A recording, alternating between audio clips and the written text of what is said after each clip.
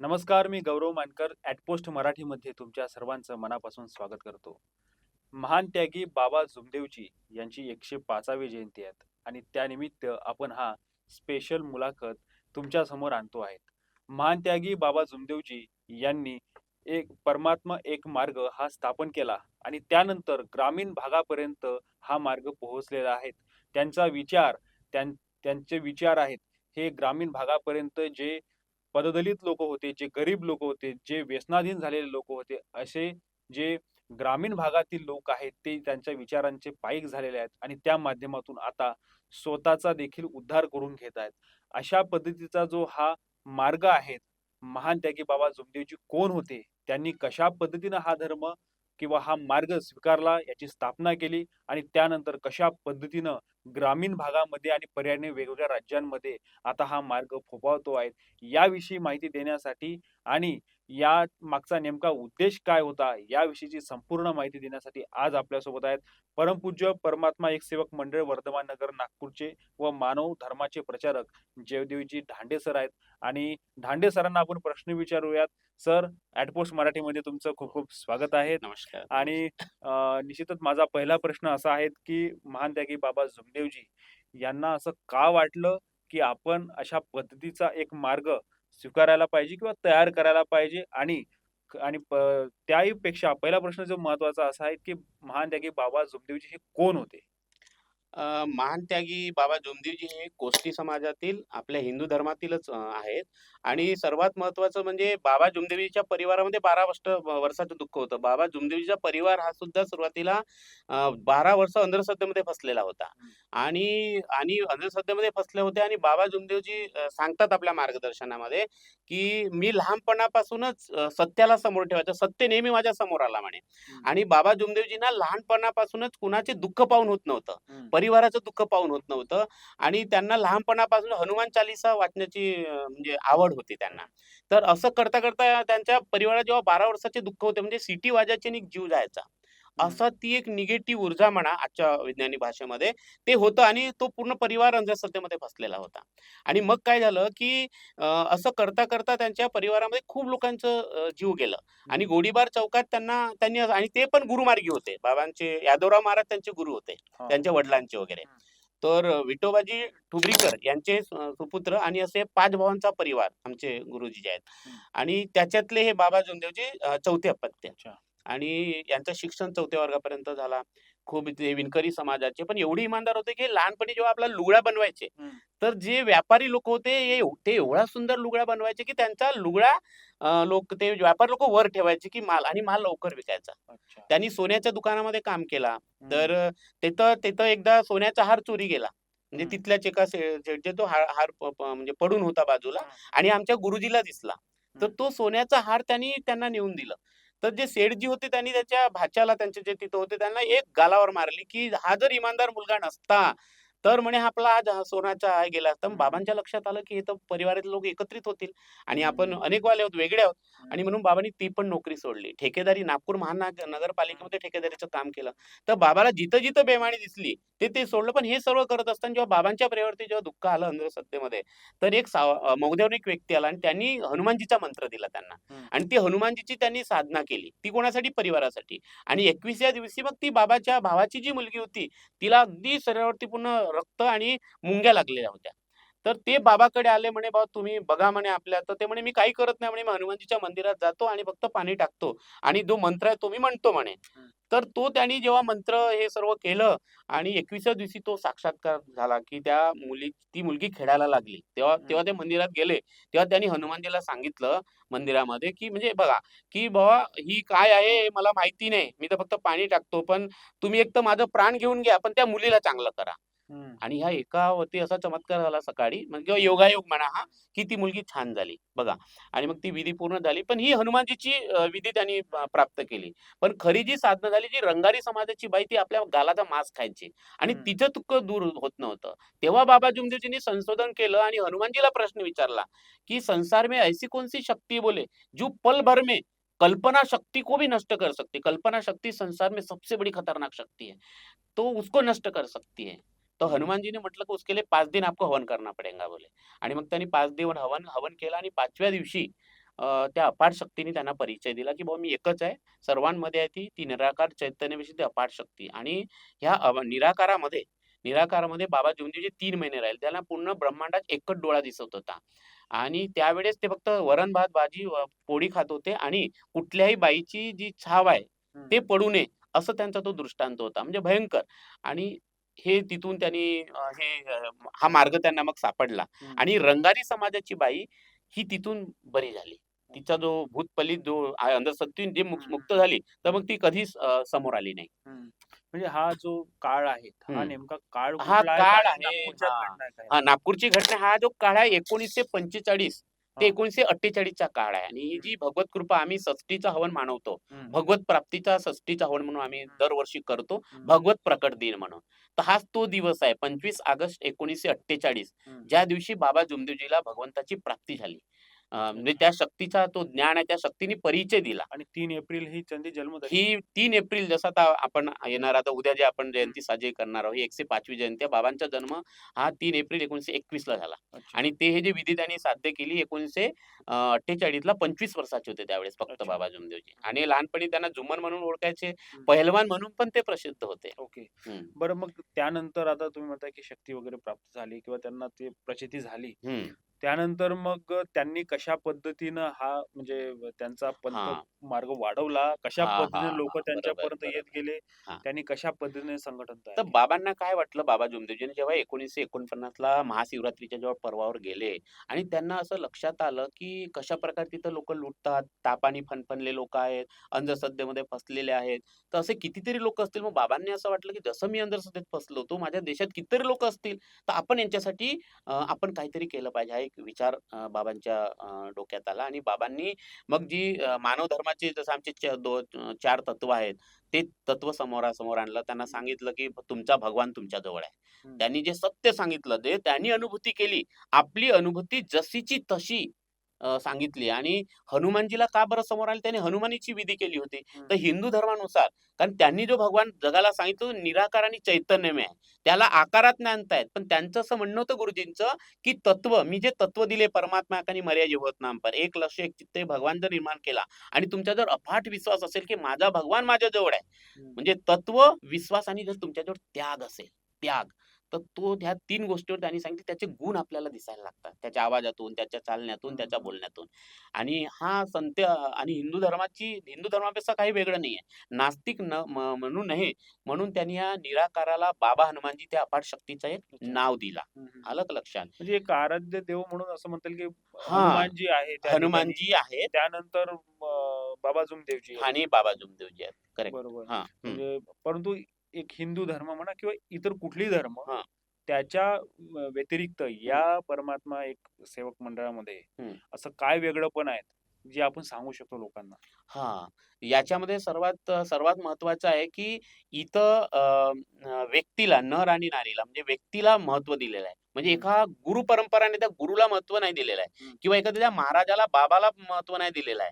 त्याला मोठं नाही केलेलं आहे. आमचे गुरुजी नेहमी म्हणायचे, की ते आपल्याकडे बोट नाही दाखवायचे. हं, त्याने आपल्याजवळ कधी गर्दी नाही केली. जसं आता आपण आपल्या समाजात पाहतो खूप मोठे मंडप आणि गर्दी आपल्याकडे होते. त्यांनी एवढी सुंदर रचना केली, आपल्या मुलालाही कधी बाबा नाही म्हणलं किंवा बाबा बनवलं नाही.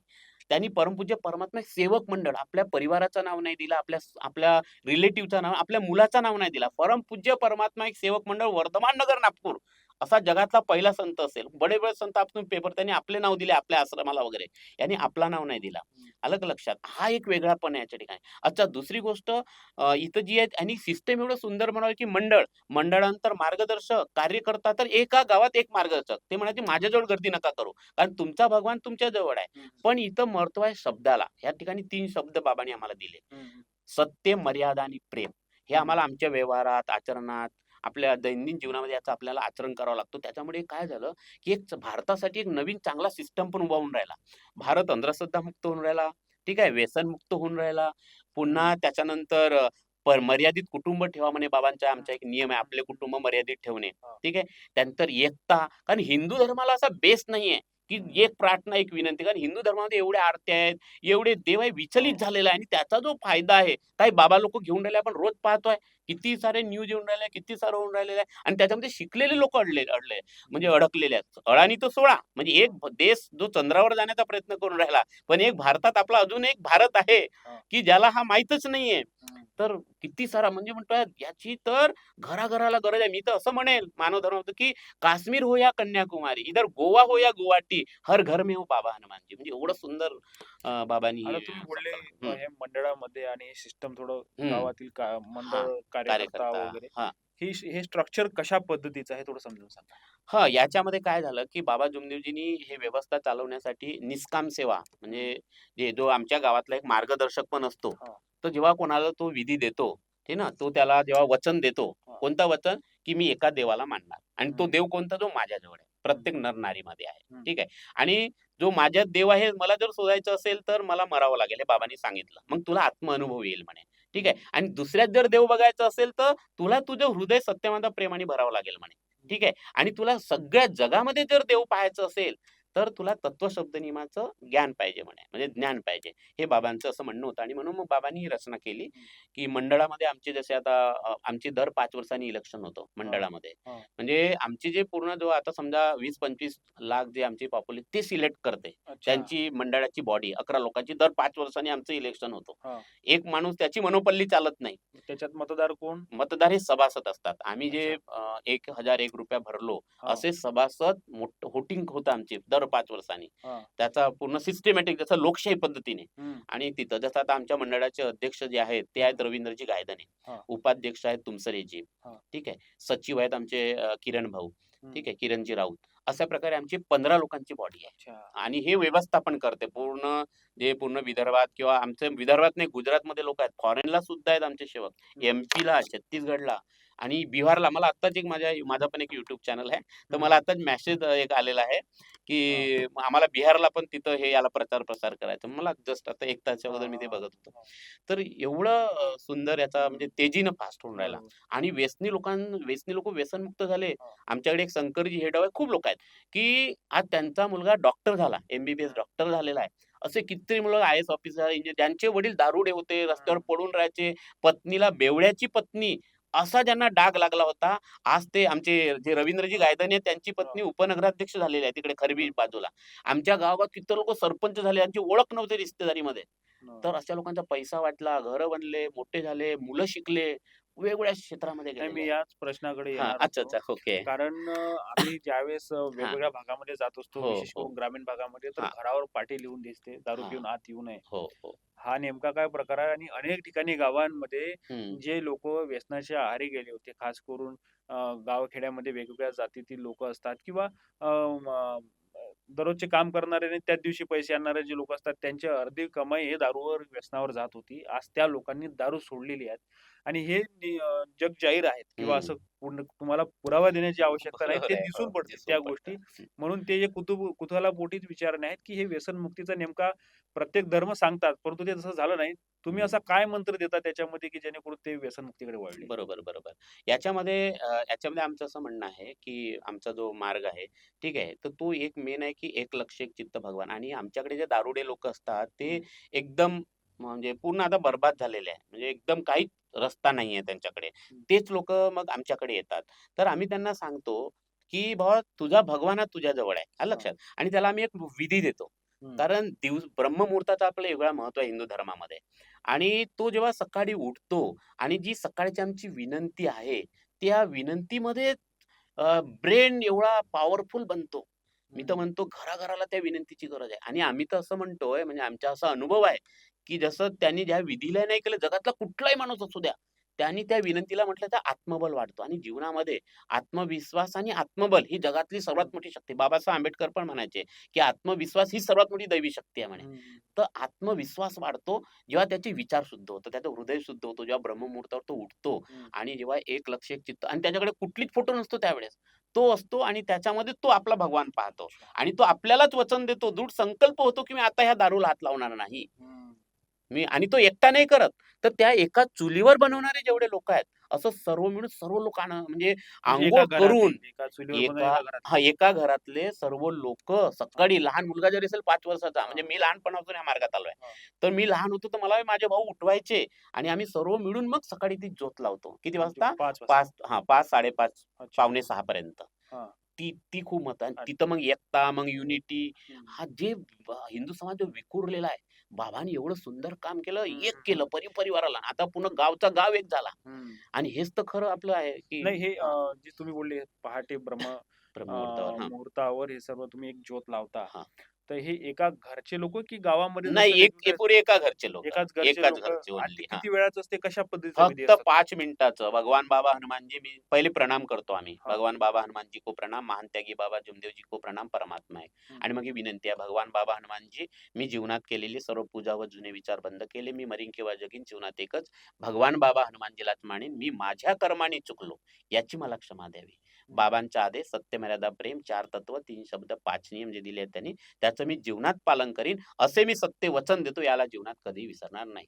फक्त 3 मिनिटाची विनंती आहे. अच्छा. आणि 3 मिनिटामध्ये हा परिवर्तन होतो. या 3 मिनिटामध्ये. ते आणि ते एकट्याच दररोज होत असतं. नाही, रोज असतो. हं, त्याला मग तो आमचा जो मार्गदर्शक असतो, त्याला कार्य देतो. 3 दिवस, 7 दिवस, हं. 11 दिवस असं ते त्याचे कार्य असते. मग त्याला 42 दिवसाचा त्याग असतो. असा प्रत्येक गावामधला एखादा असं एक प्रत्येक मार्गदर्शक. व्यक्तीला हीच व्यवस्था आहे. हां. त्याला मार्गात यायचं असेल तर. ठीक आहे. तो आपल्या पूर्ण पुराण्या विचाराचं विसर्जन करावं लागतं त्याला. हं, वाईट हं. भावनांचा, वाईट श्रद्धांचा. तो कसा चारित्र्यवान बनता येईल. म्हणजे मुख्य जो उद्देश आहे मानव मंदिर सजाना. म्हणजे हा हां. जिवंत माणूस सजला पाहिजे. तर हे बाबांचं आणि बाबांचं स्वप्न होतं, हेच सत्य आहे. आणि हं. त्यांचा उद्देश होता, की देश में सत्य खडा करना है आणि त्यासाठी जिवंत माणूस सजला पाहिजे. याच्यामध्ये हवन हां, हां, हां. संकल्पनेचा देखील वापर केला जातो. मोठ्या प्रमाणावर हा देखील विधी होत असतो. तर नेमकी हवन संकल्पना काय आहे? काय आहे याच्यामध्ये काय आहे, की हे जसं साधे कार्य मी तुम्हाला सांगितलं, हां. 3 दिवस, 7 दिवस, 11 दिवस. मग त्याच्यानंतर आमच्या मानव धर्मामध्ये 42 दिवसाचा त्याग देतो. प्रत्येकाचा एक कार्यकर्ता असतो, ज्याला आपण हां. मार्गदर्शक म्हणतो, जे गावागावामध्ये नेमणूक केलेलं आहे. हं. मला असं वाटतं आमच्या मंडळाचे जवळपास 1200-1300 दर्शक असतील पूर्ण विदर्भामध्ये. अच्छा. ठीक आहे. तर मग हे त्या पर्टिक्युलर एका व्यक्तीला, परिवाराला हे साधे कार्य झाले, म्हणजे साध्या कार्यामध्ये त्याला पूर्ण समाधान मिळतं. हं. त्याला त्याची जी इच्छा आहे, तो ज्या त्रासासाठी आला, तो त्याच्यातून मुक्त होतो. म्हणजे व्यसनी असेल तर व्यसनमुक्त होईल. रोगी असेल तर तो रोगमुक्त हं, होतो. हं. अंधश्रद्धेमध्ये फसला असेल तो अंधश्रद्धा तिथून मुक्त होतो आणि त्याचा आत्मबल वाढतो. मग त्याला 42 दिवसात त्याग दिला जातोय. 42 दिवसाचा आमचा एक विधी असतो. हं. 42 दिवसामध्ये सेम त्याला स्वतःच्याच घरी तळलेलं पडलेलं खाऊ नये किंवा घरीच बनवून तो एक 42 दिवसाचा अच्छा, म्हणजे बाहेरचं खायचं नाही. बाहेरचं घरचं. काही खायचं नाही. एकदम म्हणजे ते फिजिकल, मेंटल, इमोशनल आणि स्पिरिच्युअल हं. या लेव्हलवर तो शुद्ध झाला पाहिजे. ठीक आहे. म्हणजे एक मानसोपचार पद्धतीनं हां. म्हणजे म्हणजे एक तुम्ही याला मानसिक मान मा मा एक मनोतज्ञ, हां. ठीक आहे, मानसिक रोग तज्ञ पण म्हणू शकता, आयुर्वेदा म्हणू शकता. जिथल्याही पॅथी आहेत, हं, हं. त्या पॅथीचा संगम आहे तो 42 दिवसाचा त्याग आणि गृहस्थीमध्ये राहून. हं, हं. जंगलात जाऊन नाही, दाढी जटा वाढवून नाही, कपडे बदलवून नाही. आमचा कुठलाही रंग नाही. नर हं. आणि नारी जो त्यांनी सगळा रंग आहे. देवाने बनवलेला प्रत्येक रंग चांगला आहे. आमच्यासाठी अमावास्या ही तेवढीच महत्त्वाची आणि पौर्णिमा. म्हणजे लहान मुलालाही सुद्धा असं आत्मबल वाटलं, की माझा भगवान माझ्या जवळ आहे. म्हणजे आमच्या परमात्मा उभा झाला तर. हं. आणि हे मी लहानपणापासून अनुभवत आहे. मी माझ्या डोळ्यांनी बघतोय. बरोबर. आलं का लक्षात? तर मग ही हवन, मग तीही हं. झालं, की 42 दिवस त्याग झाला, की मग ही हवन येते. अच्छा. हवन आणि हवन विधी बहुत अच्छा, आतापर्यंत आपल्या देशात हवन करण्यासाठी एक पर्टिक्युलर समाज राहायचा. ब्राह्मण हं. समाज किंवा पंडित त्यांनाच अधिकार होता. हं. बरोबर आहे की नाही? पण हा असा मानव धर्म आहे, की हवन तो स्वतः घडवतो. कोणी हं. मार्गदर्शक नाही, गावातला मेन नाही. स्वतः ज्याच्या करतो. घरी हवन असेल तो स्वतः आहुती टाकतो. बाबा हनुमानजी स्वाद म्हणून तो. हं, हं. तो स्वतः पूर्ण हवन घडतो. आलं का लक्षात? अच्छा. म्हणजे एवढी सुंदर रचना केलेली 42 आहे. दिवसाचा त्यागाचे ते दिवस पूर्ण झाल्यानंतर केल्यानंतर मग मग ते हवन हवन करणं. होतो. मग पुन्हा 9 हवनी होतात. अच्छा. झालं मग ते. आणि मग त्याच्यानंतर आणखी मग काही दिवस वगैरे किंवा नाही, एक. मग दर महिन्याला 1 हवन होते. अच्छा. अशा 9 हवना झाल्या, की त्याला पक्कीच्या सेवक, त्याला पहिले 42 झाल्यानंतर एक नंबर मिळतो. सभासद नंबर, अच्छा. सेवक नंबर कुठून? आमच्या मंडळातून. हां. अशा प्रकारची एक व्यवस्था असते अच्छा, त्या अच्छा, अच्छा. ठिकाणी. हं. परंतु या सगळ्या याच्यामध्ये आता आपण बघतोय अंधश्रद्धा, हो. जादूटोणा, बुवाबाजी हे सगळे प्रकार हं, आता सुरू आहेत. हं, हे सगळं करत असताना जसं आता हवन हा प्रकार झाला. हं. याला तुम्ही आता वेगळं स्वरूप दिलं आहे. 42 दिवस झाल्यानंतर हे हवन वगैरे किंवा काय. तर याच्यामध्ये पण काही अशा अंधश्रद्धा नवीन निर्माण झाल्या आहे का? नाही. याच्यामध्ये काय झालं, याच्यामध्ये याच्यासाठी होणार नाही, की ती हवन तो स्वतः घडवतो आणि दुसरी गोष्ट जे हवनाला विज्ञान पण मानतोय. म्हणजे अमेरिकेमध्ये वगैरे खूप रिसर्च झालेला आहे याच्यामध्ये, की इथं जे वेगवेगळ्या काळ्यांचा हं, जो धूर निघतो तो हं, हं. वातावरणाला शुद्ध, असे कितीतरी जंतू असतात. सायन्स म्हणताय, मी नाही म्हणताय. हां. हे तर आमच्या गुरुजी एक डॉक्टरचे असं मी समजेल, सर्जन आहेत असं मी समजेल. कारण याच्यामुळे वातावरण शुद्ध बनतो. घरामध्ये वातावरण शुद्ध बनतो आणि त्याच्या घरात जो काजू, किसमिस, बदाम जे काही बनतो त्याचा पूर्ण परिवार खातो. अगोदर काय व्हायचं, माझ्याकडे पंडित आहे, तो काजू, किसमिस तो घेऊन जायचा. मंत्र तो म्हणायचा. म्हणजे सारा फायदा त्याला व्हायचा. इथं फायदा कोणाला होतो? त्या परिवाराला होतो. आणि म्हणून हिंदू धर्मापेक्षा वेगळंच केलं, बाबांनी वेगळं नाही केलं. तर त्या व्यक्तीला महत्त्व दिलं. त्या व्यक्तीला महत्त्व दिलं आणि सर्व समाज आहे, ह्या देशाला एक त्यांनी मेसेज दिलेला आहे. सत्य जगासमोर आणलं, की खरा ईश्वर काय आहे? बरोबर. आता तुम्हाला या मंडळाच्या पुढे नेमके काय आव्हानं वाटतात, की ह्या काही गोष्टी आहेत, ज्याच्यावर आपण मात केली पाहिजे, जेणेकरून हा मंडळ आहे, हे आणखी सकारात्मकतेने, आणखी गतीने पुढे जाईल, अनेक लोकांपर्यंत पोहोचेल. यामध्ये येणारे काय अडथळे किंवा आव्हानं तुम्हाला काय वाटत आहे? नाही, आता ज्या स्पीडनी हा मानव धर्म आमचा जो सेवक परिवार वाढून राहिलेला आहे.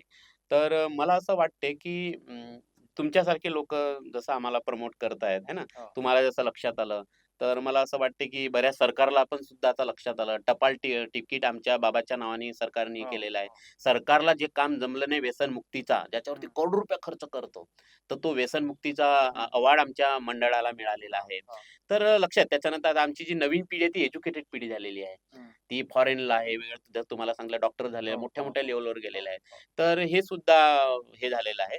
तर ठीक आहे, आता आमच्याकडे जो अशिक्षित समाज आहे हं, जे हं, हं. खूप गरिबीतून लोकं आलेले आहेत. तर आता एक नवीन पिढी, नवीन समाज आणि याला नवीन जसा तुम्ही मला मागे प्रश्न केला, की एक अगरबत्तीचा मार्ग हो, आहे. ठीक आहे. हां, ॲक्चुअली हा परमात्मा एक मार्ग आहे. मार्ग हा म्हणजे एक रस्ता आहे हां. आणि तो रस्ता बाबांनी जो सांगितला, की ह्या जीवनाचा उद्देश काय आहे?